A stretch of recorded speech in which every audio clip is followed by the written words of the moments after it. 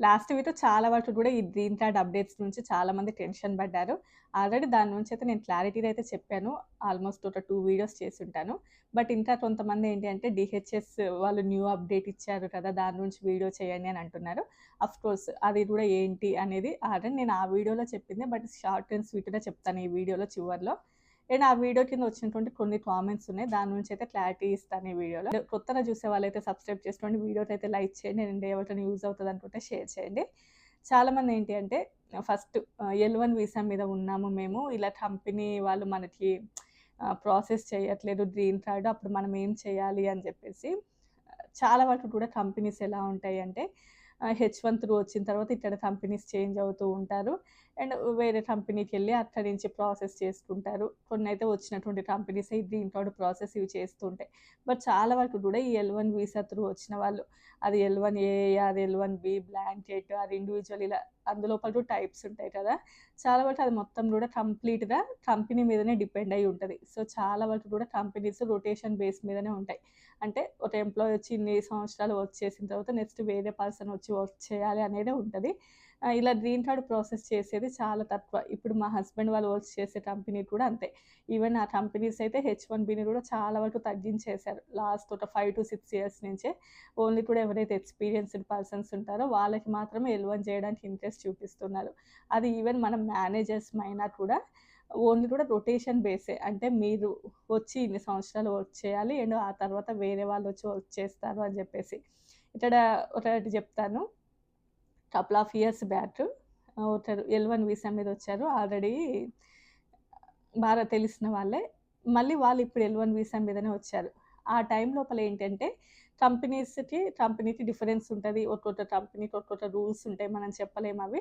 కొన్ని కంపెనీస్ ఏంటంటే 13 మంత్స్ వరకైతే ఉండాలి అని జెప్పేసి, కొన్ని కంపెనీస్ అయితే 18 మంత్స్ అని జెప్పేసి, ఆ తర్వాత ఇంకా కంపెనీకి అవసరం అనుకుంటే అప్పుడు వాళ్ళు ఎక్స్‌టెండ్ జేస్తారు గానీ, లేదు అంటే ముందు మనం వచ్చేటప్పుడు పాలిసీ లోపల 13 మంత్స్ ఆర్ 18 మంత్స్ ఇలా ఉంటాయి.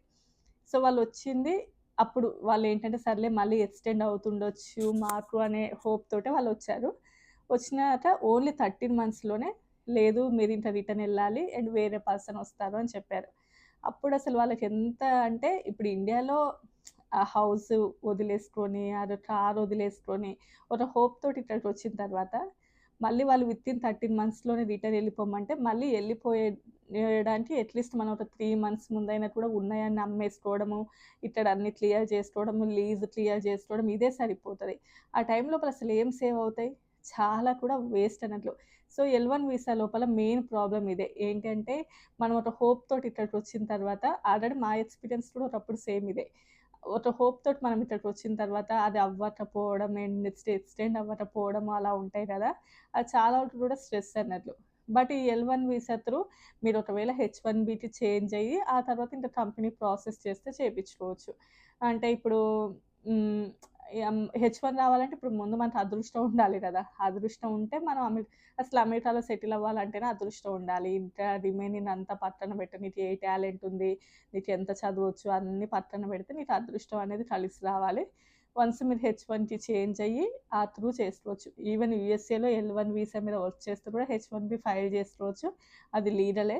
బట్ అది ఇంకా రావడం, రాకపోవడం ఇంకా మన అదృష్టం.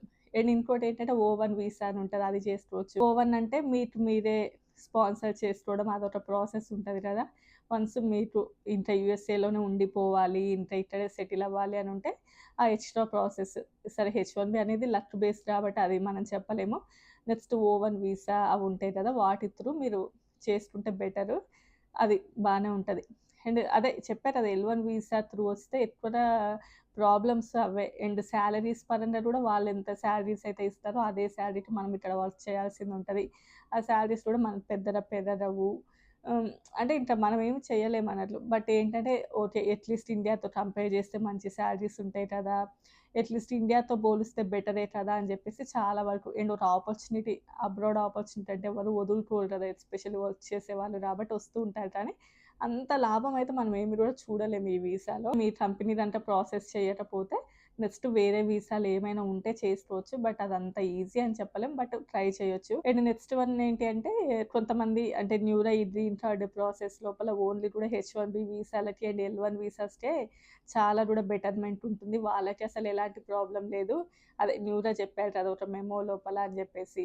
బట్ ఓన్లీ కూడా స్టూడెంట్స్‌కి అది ఓ-1 వీసా, బీ-1 వీసా, బీ-2 వీసాస్ అండ్ ఎప్పటినుంచో పీహెచ్‌డీస్ చేస్తూ అలా ఆ త్రూ గ్రీన్ కార్డ్ పొందే వాళ్ళకి అసలు ఇవ్వను అని అంటున్నారు అని చెప్పేసి కామెంట్.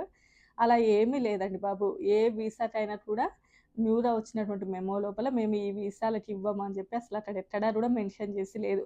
బట్ బీ-1, బీ-2 త్రూ వచ్చేసి అండ్ ఇక్కడ ఎవరినైనా మ్యారేజ్ చేసుకొని అలా గ్రీన్ కార్డ్ ఎవరైనా సంపాదిస్తుంటే అదొక రెడ్ మార్క్ లాగా ఉంటది. వాళ్ళని కొంచెం ఎక్కువగా స్క్రూటినీ చేస్తాం అలాంటి అప్లికేషన్స్ అనే తప్ప ఎవ్వరికి కూడా గ్రీన్ కార్డ్స్ ఇవ్వము. ఇక్కడి నుంచి ఎవరు కూడా ప్రాసెస్ చేసుకోకూడదు అనైతే లేదు. ఎవరైతే ఎలిజిబుల్ క్యాండిడేట్స్ ఉంటారో వాళ్ళు ప్రాసెస్ చేసుకోవచ్చు. బట్ వన్స్ అక్కడ వాళ్ళకి ఏదైనా డౌట్ అనిపిస్తే ఎస్పెషల్లీ ఈ వీసాస్ త్రూ వచ్చిన వాళ్ళకి ప్రాబ్లమ్ ఉంటది అని చెప్పేసి. ఈవెన్ అంటే కొంతమంది ఇట్లా పీహెచ్‌డీ చేసి అలా వెళ్తే వాళ్ళకి ఇవ్వకపోతే ఎలా? వాళ్ళని బ్యాన్ చేస్తే ఎలా? అని చెప్పేసి అంటున్నారు. ఎక్కడ కూడా బ్యాన్ చేస్తామని ఏమి చెప్పలేదు. అంటే వీళ్ళకి కంప్లీట్‌గా క్లోజ్ చేస్తున్నాము. అసలు వీళ్ళకి ఇవ్వము అనేది ఎక్కడ కూడా ఏమీ మెన్షన్ చేసలేదు. అందరికీ ఉంటది. బట్ కొంచెం హెచ్-1 వీసా అండ్ ఎల్-1 వీసాస్ త్రూ ఎళ్ళే వాళ్ళకి అదే డ్యూయల్ ఇంటెంట్ వీసాస్ కాబట్టి వాళ్ళకి అంత ప్రాబ్లమ్ లేదు. Just okay. They are safe. కొంచెం సేఫ్ పొజిషన్. అది కూడా ఇండివిడ్యువల్‌గా ఉంటది. మేబీ ఒకరికి ఆ వీసా త్రూ ఎళ్ళిన వాళ్ళకి కూడా ఏమైనా ప్రాబ్లమ్ క్రియేట్ అవ్వచ్చు. బట్ ఈ వీసాస్‌కి ఏంటంటే కొంచెం చిన్న రెడ్ ఫ్లాగ్ ఉంటదని చెప్పారు గానీ, ఎక్కడ కూడా ఎవ్వరికీ ఇవ్వమనైతే ఏమి కూడా చెప్పలేదు. ఇంకా చాలామంది ఏంటంటే న్యూరా డీహెచ్ఎస్ మెమో క్లారిటీగా ఇచ్చింది కదా! అది చెప్పండి అని. సో, ఇదే వాళ్ళు కూడా చెప్పింది. డ్యూయల్ ఇంటెంట్ వీసాస్‌కి అంతగా ప్రాబ్లమ్ లేదు. ఆల్రెడీ నేను దాని మీద వీడియో చేశాను కదండీ! అదే వీడియో మళ్ళీ ఇప్పుడు వాళ్ళు కొంచెం క్లారిటీగా చెప్పారు అని చెప్పేసి. యూఎస్ఏలో ఈ మధ్య కాలంలో నేను అబ్జర్వ్ చేస్తుంది. ఫస్ట్ వాళ్ళు ఒకటి చెప్తారు. వాళ్ళ ఒపీనియన్ ప్రకారం ఒకటి చెప్తూ ఉంటారు. వాళ్ళు జనాలకు గూడా అలానే అర్థమవుతదిలే అని చెప్తారు. బట్ అది జనాల వరకు వచ్చేలోపు ఉల్టా పల్టా అవుతదన్నట్లు ఆ టాపిక్ అంతా కూడా. అసలు వాళ్ళు చెప్పేది ఒకటుంటది. ఆ తర్వాత బయట వాళ్ళకి అర్థమయ్యేది ఒకటుంటది. సోషల్ మీడియాలో అందరూ చెప్పేది ఒక విధంగా ఉంటది. ఇలా డిఫరెంట్‌గా వినిపిస్తూ ఉంటాయి. బట్ ఫైనల్లీ అందులోపల కూడా చాలా మందికి అర్థమవుతది కరెక్ట్‌గానే. బట్ కొంతమందికి అది రాంగ్‌గా అర్థమయ్యి జనాలకి రాంగ్‌గా ప్రొజెక్ట్ చేయడం అవుతది. బట్ దీన్ని బేస్ చేసుకొని ఏంటంటే పాపం మళ్ళీ వాళ్ళు మళ్ళోసారి క్లారిటీ ఇస్తారు. ఇలా రాదు మేము చెప్పింది ఇలా అని చెప్పేసి. రీసెంట్ టైమ్ లోపల చాలా టాపిక్స్ కూడా అలానే అయ్యాయి. సో, ఏంటి అంటే ఆఫ్‌కోర్స్ మళ్ళీ వాళ్ళు ఆ రోజు ఆ మెమో లోపల టైటిల్ ఒక విధంగా ఉంది. లోపల డిస్క్రిప్షన్ ఒక విధంగా ఉండడం వల్ల చాలామంది కూడా కన్‌ఫ్యూజ్ అయ్యారు. సో, దాని మీదనే వాళ్ళు జస్ట్ క్లారిటీ ఇచ్చారు. సో, ఈ అందరూ కూడా ఈ కంట్రీ నుంచి బయటికెళ్ళేసి అప్లై చేసుకోవాలనేదైతే ఏమి కూడా లేదు. ఓన్లీ కూడా ఎవరైతే ఇలా డ్యూయల్ ఇంటెంట్ వీసాస్ రాకుండా ఉంటారు కదా! ఇప్పుడు ఎఫ్ వీసా, ఓ-1 వీసా, ఓ-1 వీసా కూడా డ్యూయల్ ఇంటెంట్ వీసా ఏమి కాదు. నెక్స్ట్ జే-1 వీసా ఇలా బీ-1, బీ-2 ఎస్పెషల్లీ. సో, ఈ వీసాస్ త్రూ ఎవరైతే వచ్చారో వచ్చిన తర్వాత ఇక్కడి నుంచి గ్రీన్ కార్డ్ అప్లై చేసుకునే టైం లోపల కొన్ని రాంగ్ రూట్‌ని యూజ్ చేస్తున్నారు. సో, వాళ్ళకి మాత్రం చెక్ మార్క్ పెడతాము అని చెప్పేసి అండ్ బ్యాక్ ఎండ్ లోపల ఏమైనా క్రిమినల్ హిస్టరీ కానియండి, లేకపోతే ఇంకేదన్నా సరిగ్గా లేదు వాళ్ళ యొక్క డేటా అనిపిస్తే హెచ్-1 వీసా అండ్ ఎల్-1 వీసాలకి అంత ప్రాబ్లమ్ లేదు అని అంటున్నా కూడా అది ఇది ఇండివిడ్యువల్‌గా ఉంటది. ఆ తర్వాత వాళ్ళసలు ఎలా ఎళ్తున్నారు ఆ రూట్‌లోకి అనేది అండ్ అక్కడ వాళ్ళ బ్యాక్ ఎండ్ లోపల ఏమైనా హిస్టరీ సరిగ్గా లేదా ఇవన్నీ కూడా ఇండివిడ్యువల్‌గా అప్లై అవుతూ ఉంటాయి. బట్ యాస్ ఆఫ్ నౌ ఏంటి అంటే యూఎస్ఏ నుంచి ఎప్పట్లాగానే గ్రీన్ కార్డ్స్ అప్లై చేసుకున్న ప్రాసెస్ అంతా సేమే ఉంటది. సో, ఏది కూడా పెద్దగా చేంజెస్ అయితే ఏమీ లేవు. అంతగా టెన్షన్ పడాల్సిందైతే ఏమి కాదు. బట్ ఏదైనా రాంగ్ రూట్‌లో వెళ్ళే వాళ్ళకి మాత్రం ప్రాబ్లమ్ అంతే.